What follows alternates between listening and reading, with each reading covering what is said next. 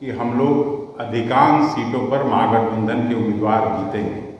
चाहे वो खगड़िया की सीट हो, सीपीएम लड़ी है, चाहे काराकाट की सीट हो जो माले लड़ी है, उस तरह से राष्ट्रीय जनता दल 1 दर्जन से ज़्यादा सीटों पर है, आगे है।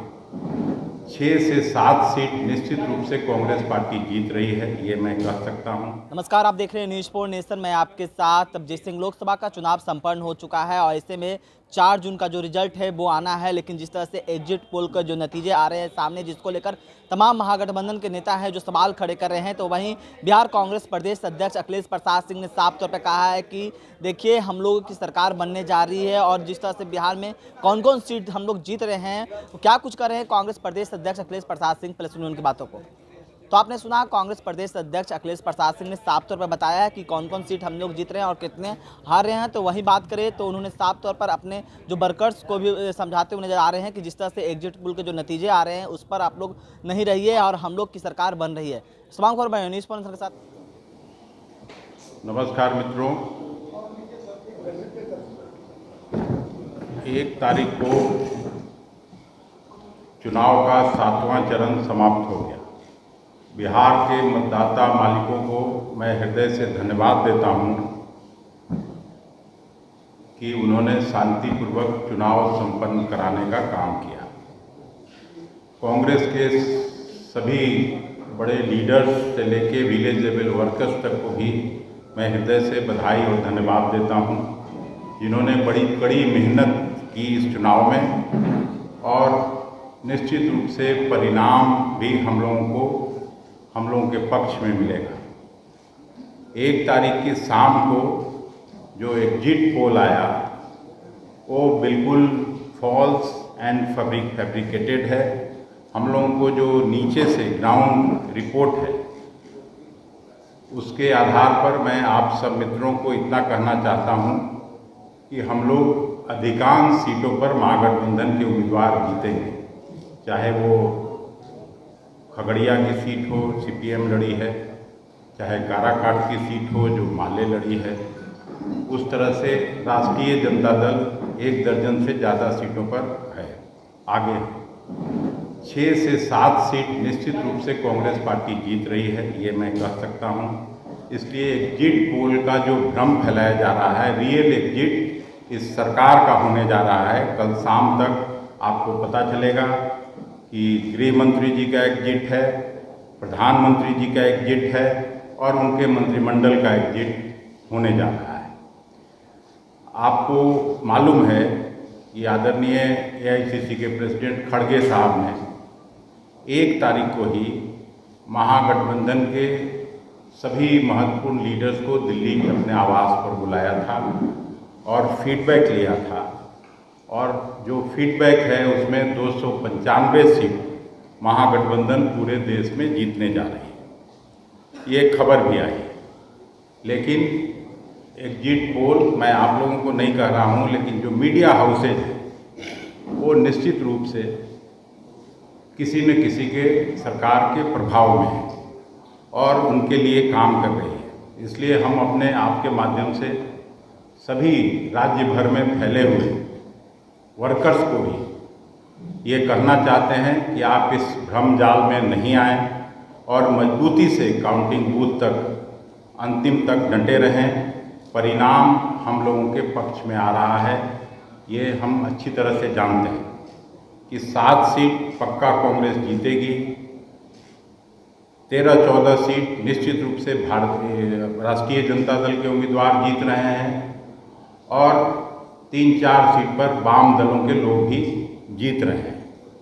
तो ये कहाँ से इस तरह का एग्जिट पोल दिखाया जाता है, भ्रमजाल फैलाया जाता है। मुझे तो याद है, मैं लोकसभा में चुनाव लड़ा था पहली बार 2004 में, उस समय भी इसी तरह का भ्रामक एग्जिट पोल आया था, लेकिन मनमोहन सिंह जी के नेतृत्व में हम लोगों की सरकार बनी थी और पूरी उम्मीद और जो हम लोगों की है वो निश्चित रूप से हम कह सकते हैं कि इस बार भी मोदी सरकार की विदाई कल शाम तक तय है और एक नई सरकार का गठन महागठबंधन के नेतृत्व में होने जा रहा है। यही मैं आपको कहने के लिए यहाँ बुलाया था। आप सभी मित्रों को भी मैं हृदय से धन्यवाद देता हूँ। इस बार हर जगह एक लॉयर भी नियुक्त किए हैं, एक वकील जो जानकार हैं उनको भी रखा है, और इलेक्शन कमीशन से कल भी वहाँ कांग्रेस का प्रतिनिधिमंडल मिला था। आज यहाँ भी महागठबंधन के लोग 11 बजे हम लोगों का एक प्रतिनिधिमंडल मिला है, और हम लोग ने अपनी बातों को कह दिया है। कल ही जैसे छपरा में ARO और RO के टेबल पर उन लोगों ने मना किया था, फिर हम लोगों ने दिखाया सिब्बल साहब का जो ट्वीट था, उस आधार पर फिर 1 घंटे के अंदर उन लोगों को अलाउ करना पड़ा। तो इसलिए किसी भी तरह का ये नहीं हो सकता है।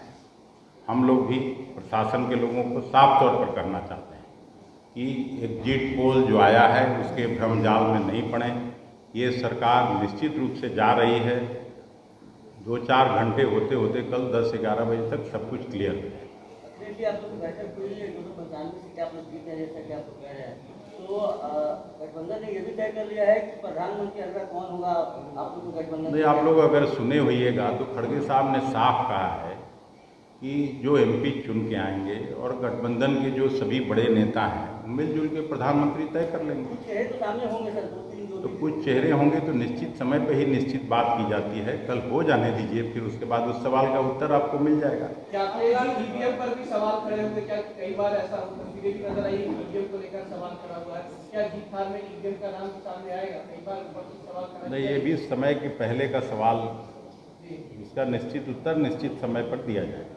आप कह रहे हैं कांग्रेस 6-7 जीत गई है, तो 2 सीट कौन रहा? आप कह रहे हैं कि 6-7 नहीं, हम हार रहे हैं सो नहीं कह सकते हैं।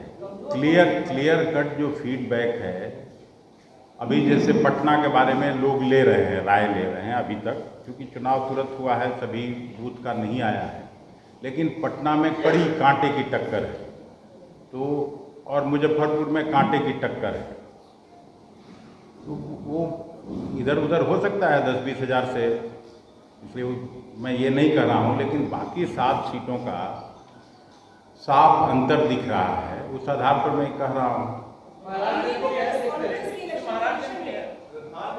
तो महाराजगंज जो 7 सीट में है ही, और महाराजगंज तो 2 सीट में भी है, गलतफहमी में नहीं रहा जाए, कल रिजल्ट आ जाएगा।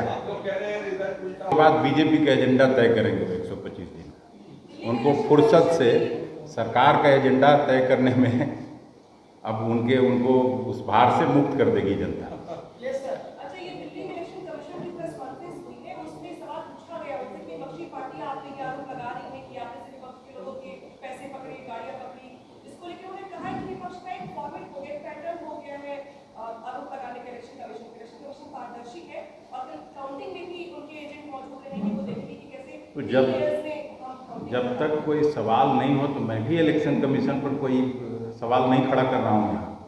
मैं तो अपने वर्कर्स को ये जो फॉल्स और फैब्रिकेटेड एग्जिट पोल आया है, मैं उस पर आपको बात करने के लिए बुलाया था, और अपने वर्कर्स को ताकि साइकोलॉजिकल एक ये क्रिएट किया जाए, उसमें नहीं आने के लिए मैं आपसे आग्रह कर रहा हूँ कि सबको मैसेज जाए।